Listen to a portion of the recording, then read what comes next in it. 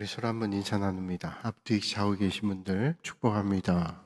반갑습니다. 안녕하세요. 오늘 2교구 14구역 3교구 1구역 찬양했는데 앞에 장로님 앉아 계신 분들이 다 안 계셔서 어디 가셨나 했더니 오늘 다 거기 장로님들이 많네요. 거기 오늘 식구들 다 나오셔서 귀한 찬양해 주셔서 감사합니다. 종교개혁자인 마틴 루터는 말하기를 우리는 세 가지 회심해야 된다. 회심을 세 가지 해야 된다고 하는데 그 첫 번째 회심이 머리의 회심, 그리고 두 번째는 가슴의 회심, 세 번째로는 지갑의 회심 있어야 된다. 머리와 가슴 우리는 이해할 수 있죠. 근데 지갑의 회심 뭘까요?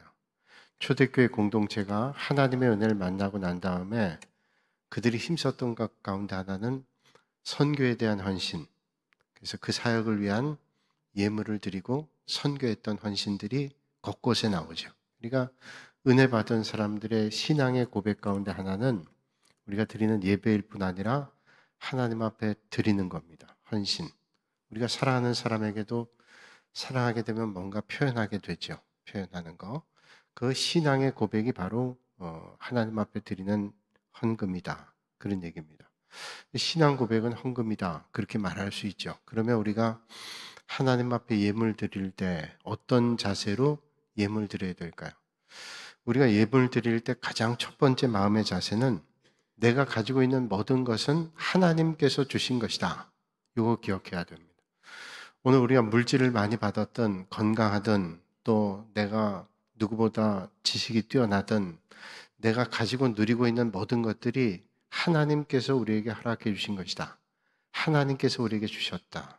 그러니까 내가 가지고 있는 모든 것은 하나님의 것이다. 이걸 잊으면 안 되는 겁니다. 그러니까 내가 가지고 있는 게 하나님 것인데 사실은 열의 열이 다 하나님 거죠. 그런데 열의 열이 하나님 거지만 그 가운데 일부를 하나님 앞에 드리는 예물, 그걸 우리 11조 예물이라고 합니다. 또 뿐만 아니라 하나님 앞에 드리는 마음의 자세는 내 것이니까 내 마음대로 한다라는 생각을 그러면 하면 안 되는 거죠. 그러니까 내가 가진 건 하나님께로부터 왔다. 하나님 것을 내가 받아서 사용하는데 내 거니까 내 마음대로 하겠다. 그럼 잘못되는 거죠. 내가 벌어서 하나님 앞에 드리는 거야. 그러면 그건 출발이 잘못된 겁니다. 그러면 내가 하고자 하는 대로 하는 거예요. 하나님 앞에 드리는 거를 내가 하는 거라고 생각합니다. 사실은 전부 하나님 것인데 우리가 일부를 사용하고 하나님의 은혜로 다 하나님 앞에 드려도 상관이 없는 거죠. 세 번째로는 하나님 앞에 예물 드릴 때 감사로 하는 겁니다. 감사함으로. 어떤 조건을 달고 하는 게 아니라 감사함으로 하는 거죠. 그래서 하나님의 은혜를 표현하는 게 감사죠. 나를 구원해 주신 은혜에 감사하고 인도해 주신 은혜에 감사하고 나를 때마다 도와주시는 그 하나님의 은혜에 감사하고 그 감사의 마음을 담은 것이 예물이다. 그리고 하나님 앞에 드리는 예물은 항상 미리 준비해야 됩니다. 우리가 미리 준비해야 되죠. 뭘 할 때도 우리가 준비하는데 하나님 앞에 예물을 드릴 때 미리 준비해야 돼요. 그냥 준비 없이 왔다가 아이고 그리고 그때 그냥 찾아서 하는 거 그건 올바르지 않죠. 미리 하나님 앞에 정성껏 준비하는 겁니다. 하나님 앞에 드리는 마음. 그리고 마지막 다섯 번째로는 최선을 다해서 드리는 겁니다. 적당히가 아니라 오늘 말씀 보니까 마게도냐 교회 성도들이 어떻게 했어요? 최선을 다해서 했는데 자기들의 능력만큼이 아니라 힘에 힘을 지나도록 그렇게 했다. 최선을 다한 거예요. 하나님 앞에 드리는 자세는 그런 마음 가지고 우리가 하나님 앞에 해야 되는 겁니다. 오늘 말씀은 이제 풍성한 연보에 대한 말씀인데 풍성한 예물이라 그렇게 얘기해도 됩니다. 근데 풍성한 예물이라는 것은 단박에 그렇게 예물되지 않아요. 여러분 믿음이 없는 사람이 하나님 앞에 예물 드리는 게 쉽지 않아요. 어느 정도 성숙함이 있을 때 하나님의 은혜에 감사할 때 우리가 하나님 앞에 드리게 되죠. 그러기 위해서는 먼저 은혜를 받아야 돼요. 그 풍성한 은혜를 통해서 우리가 기쁨을 누리고 그 기쁨을 누린 감사의 표현이 하나님 앞에 드리는 예물이다. 그렇게 우리는 생각해 볼 수 있습니다. 오늘 말씀은 그러니까 먼저 은혜 받고 그리고 기쁨을 누리고 그 감사의 표현으로 하나님 앞에 예물 드린다. 그렇게 우리는 단계로 생각할 수 있는데 오늘 이 말씀이 어떤 상황에서 나왔는가를 우리가 살펴보면 훨씬 더 잘 이해할 수 있습니다. 고린도 후서라는 편지를 우리가 지금 공부하고 있는데 고린도 후서는 사도 바울이 고린도 교회에 보낸 편지입니다. 고린도 교회에 사도 바울은 여러 차례 편지를 보냈습니다. 우리는 고린도 전서와 고린도 후서만 알고 있지만 사실은 고린도 전서와 후서 사이에 편지가 적게는 2개, 많게는 한 3개. 그래서 어떤 신학자에 따라서는 편지가 고린도 교회 5번이 갔다 그렇게 얘기하기도 하고 4번이 갔다 그렇게 얘기도 합니다. 우리 바울의 발자취 반에서 공부할 때는 고린도 전후서 포함해서 5개 편지가 갔다 그렇게 얘기를 해요. 적게 보는 사람은 4개 편지가 갔다. 그건 어떻게 알고 있는가 하면 고린도 전서와 후서는 남아있지만 그 중간에 있었던 편지는 소실이 됐어요. 발견이 안 됩니다. 그러나 편지의 내용을 보니까 중간에 편지가 있었겠구나 하는 건 우리를 추정해서 알 수 있죠. 그래서 적어도 4번 내지 5번의 편지를 바울은 보냈을 거다 그렇게 추정합니다. 그리고 고린도후서는 이제 마지막 바울이 고린도 교회에 보낸 편지입니다. 바울은 2차 선교여행 때 바울이 3번 선교여행했죠.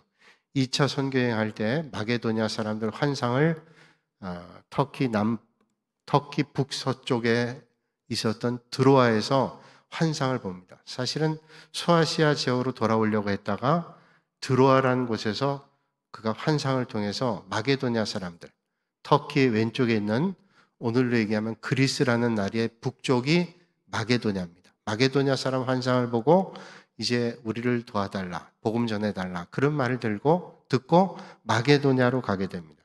그래서 2차 선교여행은 그리스 중심으로 유럽이죠.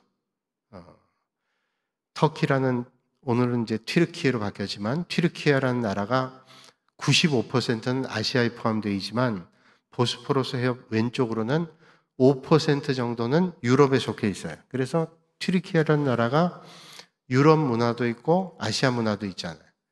그래서 그 드로아에서 튀르키예라는 나라 드로아에서 환상을 보고 마게도냐 유럽을 간 겁니다. 유럽에 처음 복음이 전파되게 되는 거죠. 그래서 마게도냐 그리스 오늘로 얘기하면 그리스 북쪽에 마게도냐에 가서 선교했습니다. 복음을 전했습니다. 그래서 열매를 거기서 맺게 돼서 여러 교회가 생겼어요. 그리스 북쪽 마게도냐 지역에 여러 교회가 생겼는데 예를 든다면 빌립보, 제일 처음에 갔던 빌립보에 교회가 세워집니다. 빌립보에서 우리가 알고 있는 대로 자주색 옷감 장사에게 복음 전하고 빌립보 감옥에서 간수가 예수님을 영접하고 이런 사건들이 있었죠. 그래서 그 사람들 중심으로 그리스 북쪽 마게도냐 지역에 빌립보 교회가 세워집니다. 그리고 빌립보 교회에서 복음 전하고 난 다음에 유대인들 박해자들을 피해서 내려오다가 데살로니가라는 곳에서 교회를 또 세웁니다. 또 데살로니가에서 복음 전하고 난 다음에 베레아라는 곳에 가서 또 교회를 세우죠. 그리고 아래쪽으로 내려와서 아덴에서 그리스의 지금 수도인 아덴에서 복음 전했는데 별로 효과를 보지 못했어요. 그래서 아래쪽 지금은 이제 그리스 한 나라지만 옛날에는 마게도야 북쪽은 마게도냐 아래쪽은 아가야라고 불렸는데 그리스 남쪽의 아가야에 가서 고린도라는 곳에 가서 교회를 세웠습니다. 적어도 바울이 거기서 1년 8개월 동안 사역하고 나중에 또 3개월 동안 가서 복음 전했던 곳이 이 고린도라고 하는 곳입니다. 그러니까 바울이 거의 2차 선교여행은 대부분은 그리스 북쪽에서 남쪽까지 복음을 전했어요. 나중에 3차 선교여행 때는 소아시아 지역을 쭉 거쳐서 다시 그리스를 갔다가 소아시아 지역으로 돌아오죠. 이게 3차 선교여행인데 2차 선교여행 때는 거의 다 유럽 지역에 복음 전합니다. 그리스를 중심으로 북쪽에서 남쪽으로 그렇게 복음을 전하는데 고린도 교회가 바로 2차 선교여행 때 세워졌던 그런 교회입니다. 그리고 2차 선교여행을 하고 난 지 얼마 안 돼서 3차 선교여행을 합니다. 그가 바울이 에베소에서 머물면서 아시아 지역을 중심으로 3차 선교여행 때 사역을 하는데 바울이 에베소에서 사역할 때 고린도 교회에 대한 소식이 궁금했어요.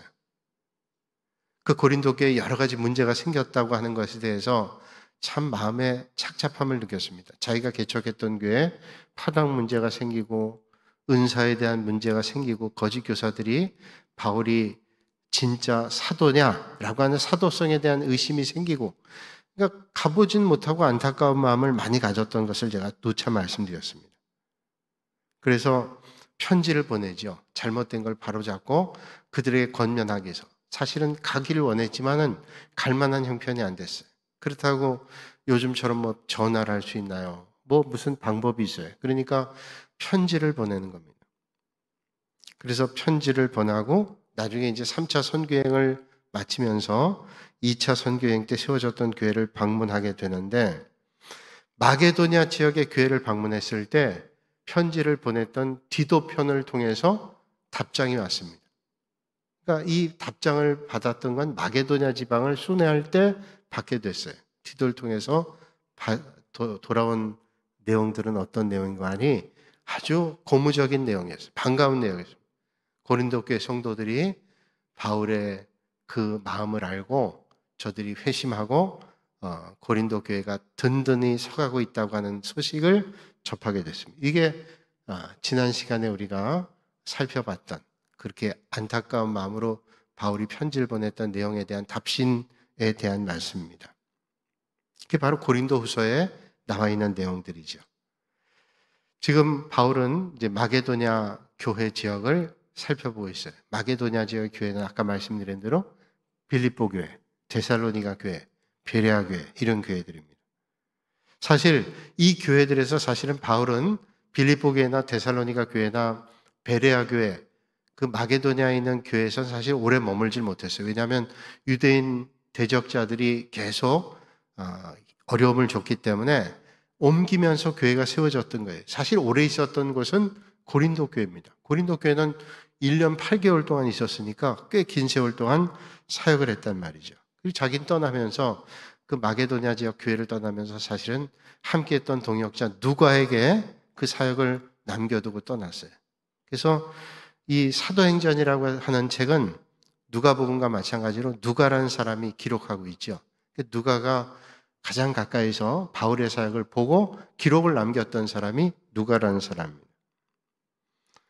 그런데 마게도냐 갔더니 그렇게 복음 전하고 나왔는데 교회들이 든든하게 섰어요. 그 교회들이 바로 빌립보 교회, 데살로니가 교회, 베레아 교회, 그런 교회들이 세워지게 됐다는 겁니다. 참 감사한 일이죠. 그래서 이 마게도냐 교회에 대한 고마운 마음 가졌어요. 잠깐 동안 사역했는데 교회가 잘 세워지고 그랬기 때문에 고린도 교회 교인들에게 이 마게도냐 교회 성도들의 아름다운 모습들을 전하고 싶었어요. 그러잖아요. 우리가 교회를 소식을 전할 때 참 잘 되는 교회들, 이 교회가 이렇게 믿음 가운데 섰다는 소식을 전하고 싶었단 말이죠. 그래서 마게도냐 교회 교인들의 아름다운 소식을 전하고 있는 내용이 이거예요. 그래서 그들이 풍성한 은혜를 받았고 풍성한 기쁨 가운데서 풍성한 연보를 하나님 앞에 드리고 있다는 것을 고린도 교회 성도들에게 말하고 있는 내용이 오늘 말씀이에요. 그러니까 고린도 교회 성도들도 이 마게도냐 교회, 빌립보 교회, 마게도냐 지역에 있는 교회인 빌립보, 데살로니가, 베레아 교회 같이 그런 아름다운 사역의 열매를 맺는 교회들이 되면 좋겠다, 이런 마음을 가지고 바울이 편지를 보내고 있는 겁니다.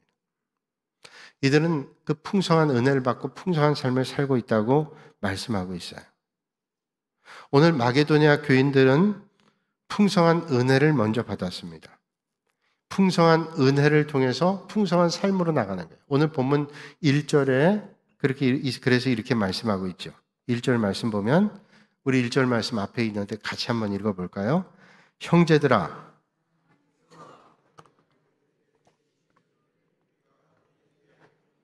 아멘.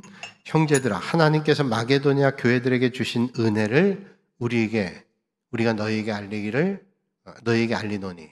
그러니까 고린도 교회 성도들에게 마게도냐 교회에 대한 것들을 알리기를 원하는 거예요. 하나님께서 마게도냐 교회에 풍성한 은혜를 베풀어 주셨습니다. 그러면 하나님께서 마게도냐 교회에 베풀었던 풍성한 은혜가 뭘까요?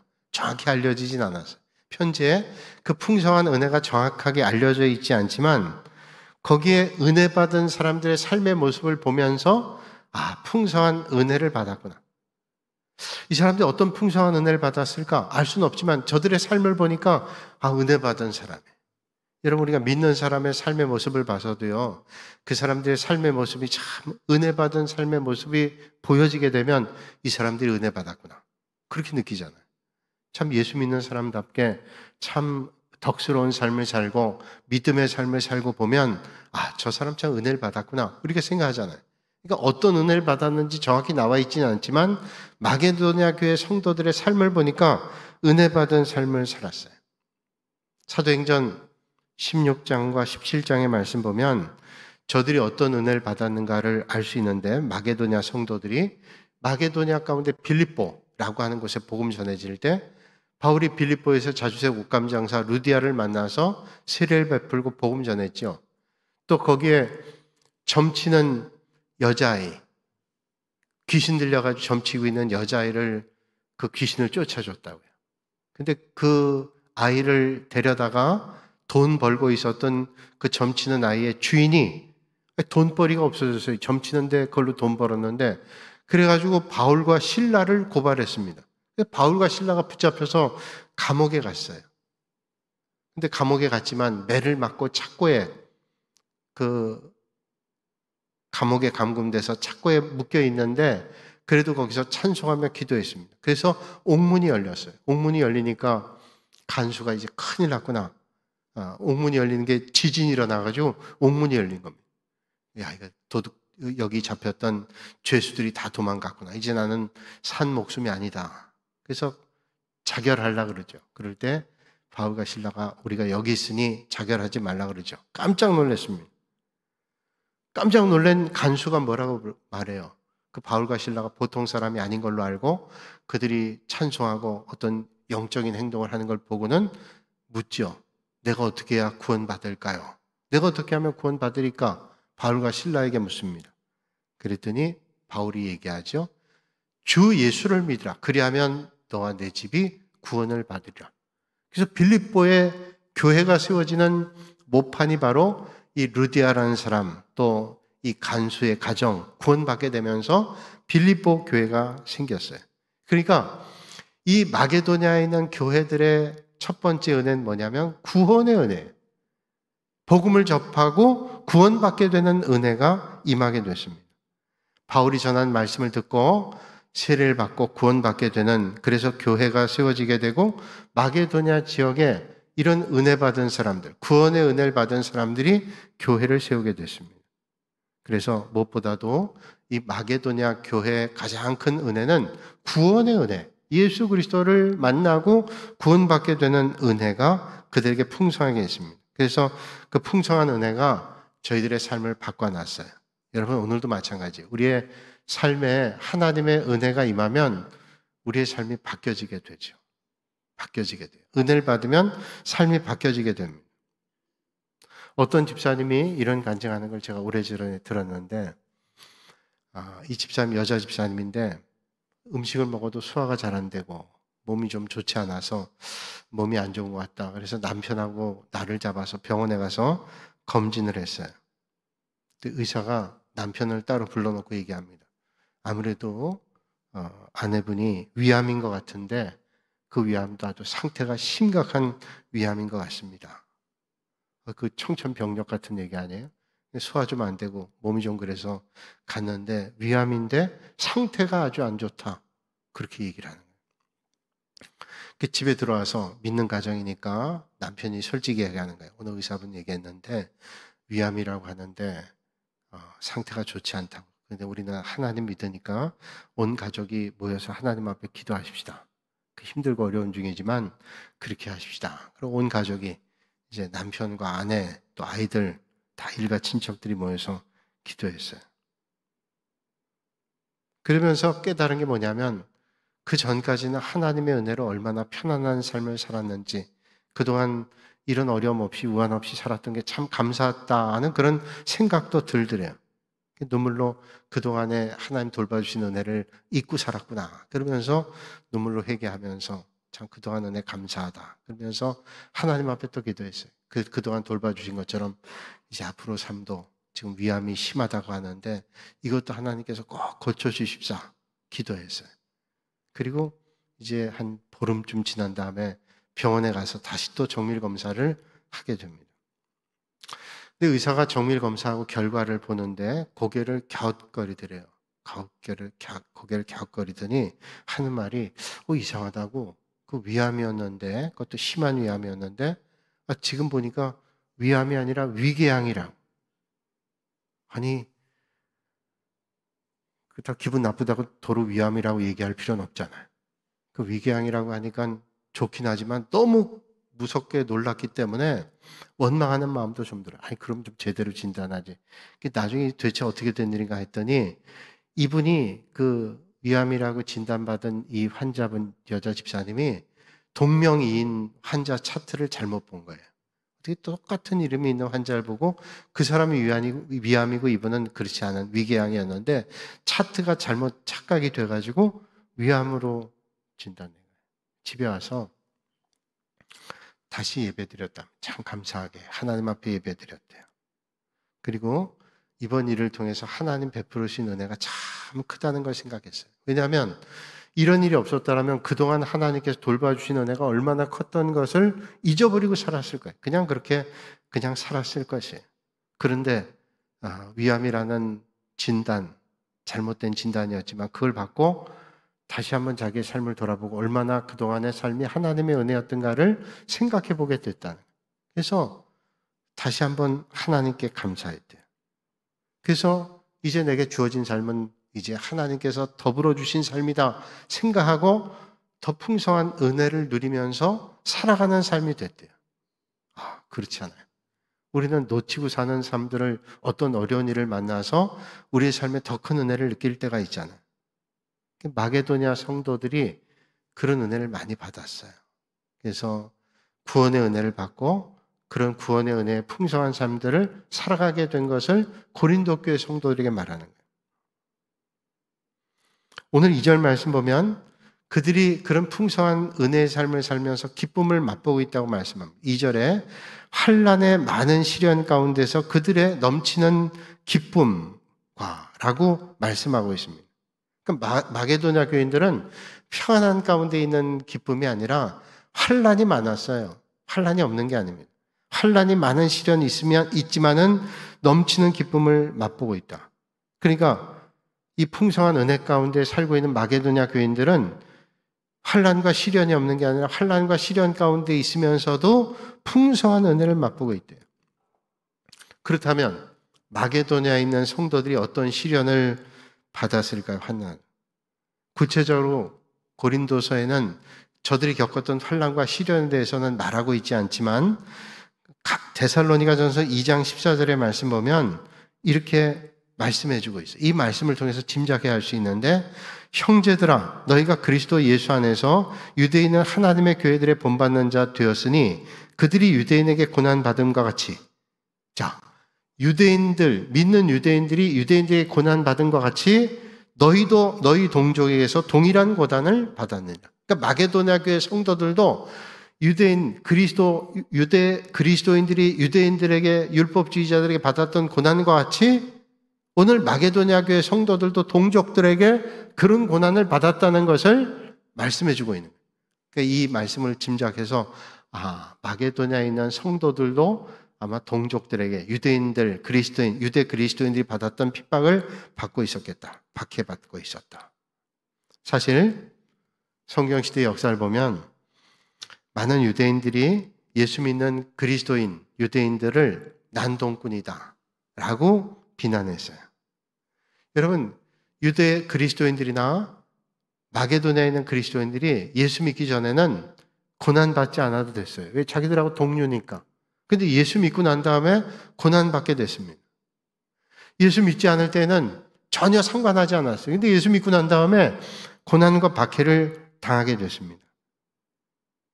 그런 환난을 겪게 되면서도 그런데 오늘 말씀 보니까 뭐예요? 2절에 많은 시련 가운데서 환난의 많은 시련 가운데서 그들이 넘치는 기쁨 그러니까 환난과 시련이 없는 데서 있는 기쁨이 아니라 많은 환난과 시련 가운데도 저들이 기쁨이 있었다. 이건 뭐냐면 그가 믿음 가운데 박해를 받고 어려움을 당하지만 거기에 기쁨이 있다는 거예요. 오늘도 여러분, 우리가 예수 믿는 것 때문에 여러분 삶의 자리에 고난받을 때도 있어요. 믿지 않는 가정에서 예수 믿는다고 고난받을 때도 있어요. 환난이 일칠 때도 있고, 직장에서 여러분 예수 믿는다고 하는 것 때문에 어려움 당할 때도 있어요. 그러나 그렇다고 믿음을 포기하겠어요? 그 환난과 시련 가운데도 넘치는 기쁨이 뭐예요? 주님을 만난 기쁨, 하나님의 은혜 가운데 사는 기쁨, 그런 기쁨을 맛보는 거죠. 성경에 말하는 기쁨이 크게 둘로 나눌 수 있어요. 하나는 외적인 기쁨과 또 하나는 내적인 기쁨이에요. 외적인 기쁨 뭡니까? 우리가 겉사람이 보는 기쁨이죠. 건강에서 오는 기쁨, 풍요함에서 오는 기쁨, 뭐 어떤 것을 얻게 되는 것에서 오는 외적인 기쁨이 있다면, 내적인 기쁨은 속사람이 맛보는 기쁨, 영혼이 맛보는 기쁨입니다. 하나님 만날 때 맛보는 기쁨이죠. 하나님의 말씀을 깨달을 때 느끼는 기쁨입니다. 우리의 영혼의 기도에 대한 하나님의 응답을 체험하게 될 때 맛보는 기쁨. 그렇잖아요, 여러분. 지난주에 말씀 잔치할 때 오후 찬양 예배를 드리고 났는데 오전에도 은혜를 받았지만 오후에 많이 은혜 받으신 것 같아요. 그래서 얼굴들이 환해가지고 나오는데 얼마나 은혜 받았는지 내가 지금 여러분 얼굴을 잘 봐야 돼요. 그분이 와면 제가 얘기 못 하거든요. 근데 어떤 분이 그러더라고요. 은혜를 꼭 받아서 우리 목사님 악수 한번 하고 가야 되겠다. 그래서 난 또 나한테 악수하는 줄 알고 준비하고 있는데 나를 쑥 지나가지고 은혜를 많이 받으니까 손이라도 한번 주님의 손 만지듯이 한번 만지고 가시겠다고. 그래서 그 은혜가 있는 거예요. 그 뭐 속 사람의 기쁨이 있는, 은혜 받는 사람의 기쁨이 있는. 그러니까 우리가 외적 기쁨과 다르고 내적 기쁨은요, 우리의 삶의 자리가 힘들고 어려운 중에도 영적인 기쁨이 있는, 은혜가 있는 거예요. 근데 이 내적인 기쁨은요, 외적인 기쁨, 외적인 상황과는 관계가 없을 때 많아요. 외적으로는 힘들고 어려운데도 내적으로 얻어지는 기쁨이 풍성할 때가 있어요. 내가 편안한 가운데 육신적으로는 그렇지 않지만 영적인 기쁨을 느낄 수 있어요. 환난과 시련 가운데도 그런 기쁨을 만날 때 있습니다. 성경에 보면 그런 내적인 기쁨에 대한 말씀을 많이 말씀해 주고 있어요. 그럼 몇 가지를 제가 소개해드리면 성경에 이런 말씀들이 있어요. 야고보서 1장 2절로 3절에 형제들아 너희가 여러 가지 시험을 만나거든 온전히 기쁘게 여기라. 이는 너희 믿음의 시련이 인내를 만들어내는 줄 너희가 알미라. 여러 가지 시험을 만나는데 온전히 기쁘게 여기래요. 그 시험을 기쁘게 여기라는 건 뭘까요? 그 시험은 우리를 망가뜨리는 시험이 아니기 때문이에요. 이는 너희 믿음의 시련이 인내를 만들어. 그 믿음의 시련이 우리에게 인내를 만나기 때문에 그 여러 가지 시험 만날 때 오히려 기뻐하라는 거예요. 그러니까 외적 상황은 지금 시련이 오지만 그 시련을 통해서 내가 연단해서 내가 더 든든하게 설 거다. 그래서 우리는 그걸 기뻐하라는 거죠. 그건 내적 기쁨이죠. 골로새서 1장 24절에 말씀하죠. 내가 이제 너희를 위하여 받는 괴로움을 기뻐하고 그리스도의 남은 고난을 그의 몸된 교회를 위하여 내 육체에 채우노라. 마찬가지. 로마서 5장 3절로 4절에 우리가 환난 중에도 즐거워하나니 이는 환난은 인내를, 인내는 연단을, 연단은 소망을 이루는 줄 알미라. 그러니까 환난 중에도 기뻐한다는 거예요. 그 환난을 통해서 우리가 인내를 얻게 되고 인내를 통해서 연단하게 되고 연단은 소망이 이룬다. 그러니까 그런 지금 외적인 시련들이 나로 하여금 망가뜨리는 게 아니라 더 단단한 믿음으로 만들기 때문에 기뻐하라는 거죠. 다 내적 기쁨을 얘기하죠. 마게도냐 성도들은 그 환난과 시련 가운데도 기쁨을 누리고 있어요. 여러분, 오늘 우리가 시련과 어려움이 있는 자리에 있다 할지라도 믿음으로 누리는 그런 내적 기쁨, 영혼의 기쁨을 놓치지 않고 받으시는 여러분들이 다 되시기를 주님의 이름으로 축원합니다. 자, 이런 풍성한 은혜와 풍성한 영적 기쁨을 얻기 때문에 거기에서 솟아나온 헌신이 있게 된 거예요. 그래서 풍성한 연보는 바로 마게도냐 성도들이 이런 은혜를 받고 이런 영적 기쁨을 누리고 그렇기 때문에 풍성한 연보를 드릴 수 있었다는 거예요. 그래서 오늘 2절의 말씀 보면 후반절에 이렇게 말씀하죠. 극심한 가난이 그들의 풍성한 연보를 넘치도록 하게 하였느니라. 여기 조금 여러분들이 이해하기 어려운 말이신데 극심한 가난이 그들의 풍성한 연보를 넘치도록 하게 했다는 말은 뭐냐면 이거예요. 그들은 극심한 가난 가운데도 풍성한 연보, 풍성한 헌금을 넘치도록 했다는 거예요. 현대어 성경을 보면 그렇게 해석하고 있어요. 그러니까 극심한 가난이 풍성한 연보를 하게 했다는 게 아니라 극심하게 가난한 중에도 풍성한 연보를 했다라고 말씀하는 거예요. 그러니까 마게도냐 교인들 가난하게 살았지만 그 가난한 가운데도 하나님 주시는 은혜와 고난 가운데도 기쁨을 누려서 풍성한 연보를 할 수 있었다는 거예요. 프랑스 파리의 한 교회에서 선교사를 파송하기 위한 헌금을 드리는 시간이었어요. 그래서 선교사님이 와서 말씀 전하고 이제 그 선교사님 이제 파송하는데 헌금 좀 하십시다. 헌금하는데 그 유럽의 옛날 교회들은 접시를 이렇게 돌리는 거예요. 접시를. 우리는 헌금 주머니 돌리잖아요. 근데 접시를 이렇게 돌리니까 헌금 얼마 하는지 다 보이잖아요. 근데 어떤 시각장애를 가지고 있는 분 앞에 헌금 그 접시를 멈추게 됐어요. 왜냐하면 멈추려고 멈춘 게 아니라 이분이 헌금을 하는데 세고 있는 거예요. 헌금을. 근데 이분이 1프랑도 헌금하기 어려운 분인데 돈을 다 헤아리더니 27프랑을 헌금을 하는 겁니다.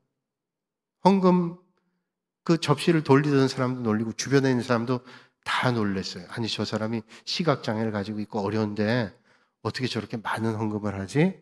놀랐습니다. 근데 뭐라 그러겠어요. 나중에 끝난 다음에 가까운 분이 얘기했대요. 다 교인들이 말은 안 하지만 뒤에 얘기하는 그 장애 가지고 있던 앞을 보지 못하고 생활이 어려운 그분이 이번에 선교사님 파송하는데 27프랑이나 헌금을 했대. 1프랑도 하기 어려운 형편인 걸 우리가 알고 있는데 그래서 가까운 사람이 물었답니다. 요번에 그렇게 헌금했다는 얘기들이 교인들이 뒤에서 하는데 나도 사실은 궁금하다고 어떻게 이렇게 많은 헌금을 할 수 있었냐고 얘기했더니 그분이 얘기하는 거예요. 자네도 알고 있지만 내가 시각장애를 갖고 있지 않아. 앞을 볼 수 없는데 내가 친한 친구한테 한번 물어봤어.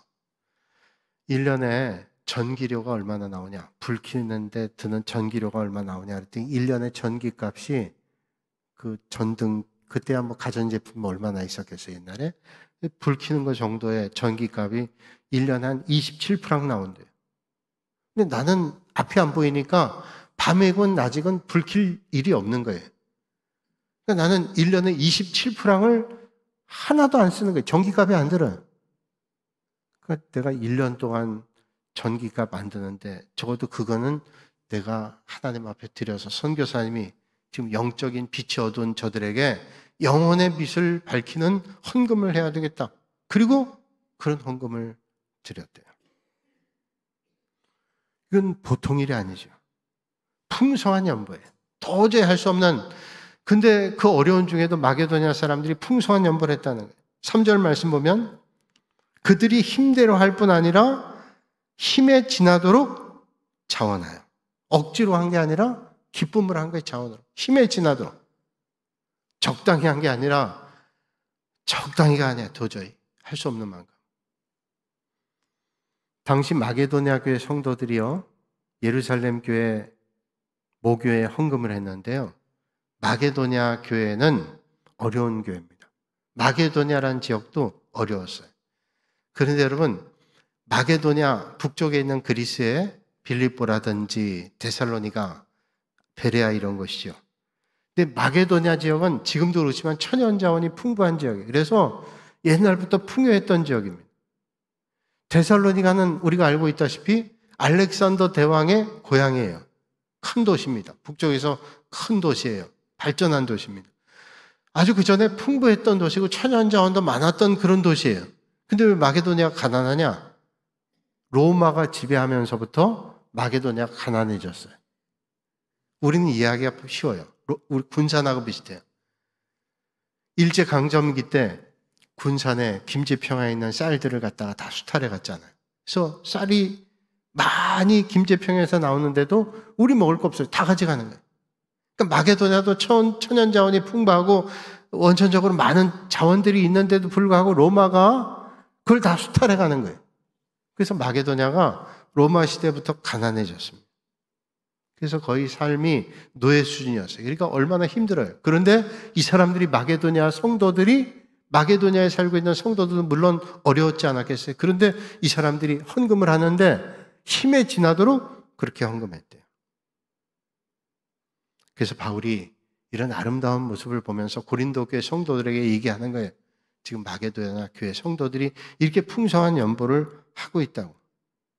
어떻게 이럴 수 있어요? 제가 말씀드린 대로 풍성한 구원의 은혜를 받고 날마다 고난과 어려움 가운데도 하나님 주시는 은혜를 통해서 얻게 되는 기쁨을 가지고 그 기쁨에 대한 감격으로 날마다 풍성한 예물을 드릴 수 있어요.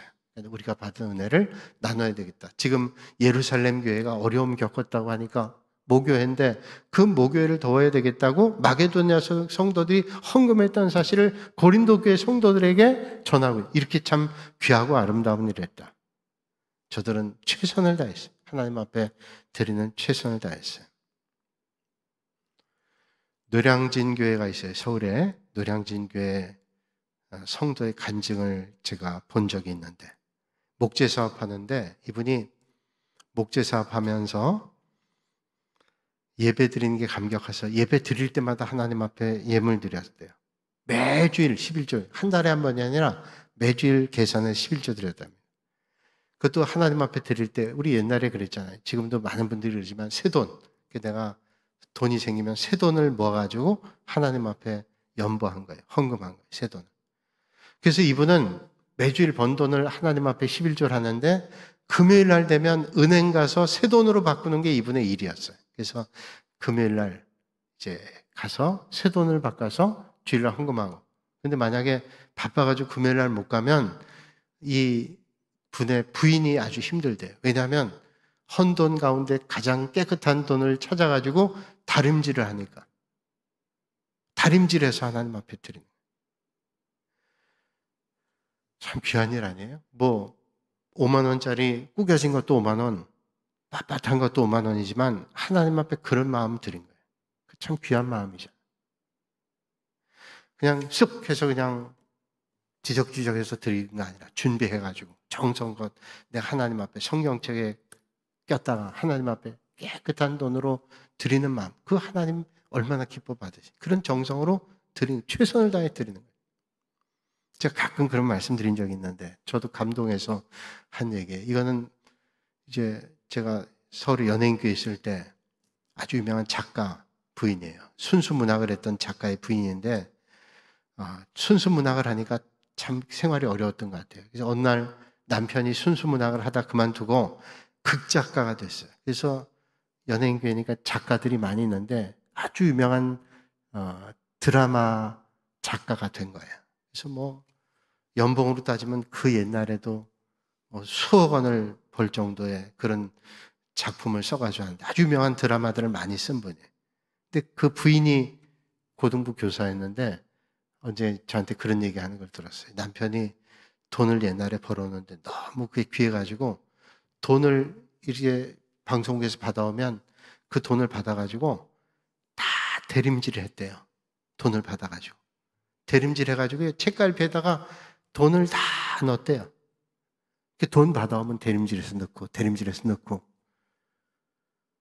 그래가지고 이제 어디 갈 때 돈 얼마 줘? 그러면 거기서 꺼내주니까 깜짝 놀라. 이거 돈이 왜 거기서 나왔더니 당신 돈 벌어오는 게 너무 귀해서 내가 그냥 쓸 수 없어서 깨끗이 대림질해서 이렇게 꽂아놓고 쓴다고. 그 다음부터는 그 남편이 더 벌어오더래.